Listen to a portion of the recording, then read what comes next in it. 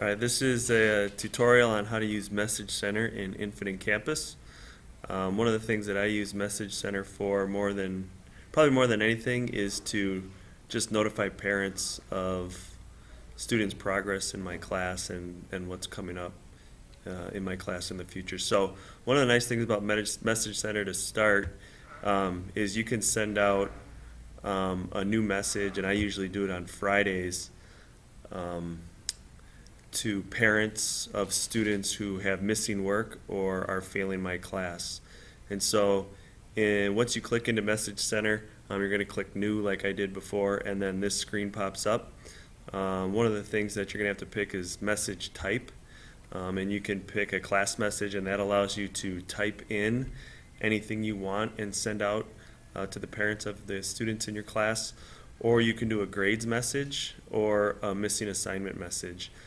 Grades message and missing assignment message, those templates are set up for you and they allow you to add things to the message. So if I want to set up a grades message and send that to the parents of the students in my class, I click on that, and then this information right in here allows me to figure out when I want it to go out and the time I want it to go out. One of the bad things about Message Center is the sender's email right here. They cannot reply back to this message.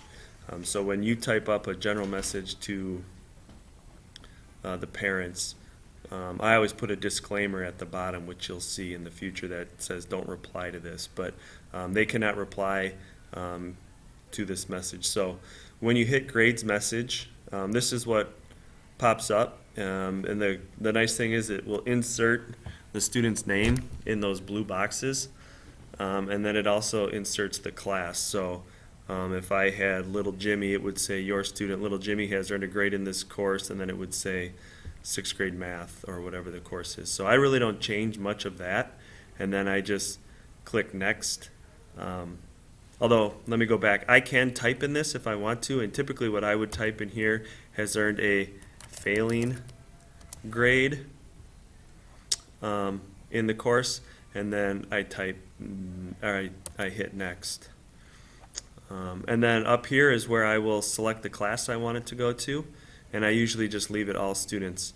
Then you have to select your grades, and so you have to hit the down arrow, or you have to hit this arrow, which expands the box. And even though D's aren't failing, I typically pick anything D plus, D, D minus, and F. And so anybody with those grades, their parents would get this message. And then grading tasks, you have to pick quarter grade, because we don't do progress grades. And so then next, and then they see the message, and then this is my first one of my classes, so I have nobody with D's or F's in that class, so I guess that's good. But then if I wanted to send that out, I would hit send. Right here is the count that tells you how many people are receiving this. So I'm just going to close that. Data will be lost, that's fine. So if I want to send out maybe a missing assignment message, I would click that. And again, same type of information. Again, it inserts everything. I usually don't type in anything here. Hit next again. And then the one thing that you have to do is, if you don't select select all, nothing will go. Or if you just want to send out tests and projects or whatever the categories you might have are, nothing will go out. So you got to make sure that you remember to select all or what you want them to go in quarter 2, and then up there you would pick the class you want to send it to. One of the negative things about Message Center is you have to do it for each individual class. It doesn't do a mass, because it is very specific, especially on missing assignments and grades, because that is different for each class. So those are two really nice features. What I probably use Message Center for more than anything is sending out, every Friday I send out to my parents what's coming up in the next week. And so I have a general template, and so once you type something up, you can save it. And so my template is always called next week. And again, your information about when you want it to go out and what day you want it to go out. And so I typically do this on a Friday afternoon, and it's a pretty general message that kind of just says what their homework and what we're doing in the class next week is. So I generally change the dates around. So the first week that we get back is 1/5 to 1/9. So I would change that date up there, and then I just kind of type in what the lessons are each day and what the homework is. And it's nice that this template is there, that I don't have to go in each time and retype it. It's there, and I just can adjust depending on what we're doing. I also add some disclaimers, down here at the bottom for whatever. And the one nice thing too is you can personalize it because those blue boxes are back. And so if you want to insert a student's name, you can go up here and you can select this F box, and that's campus field.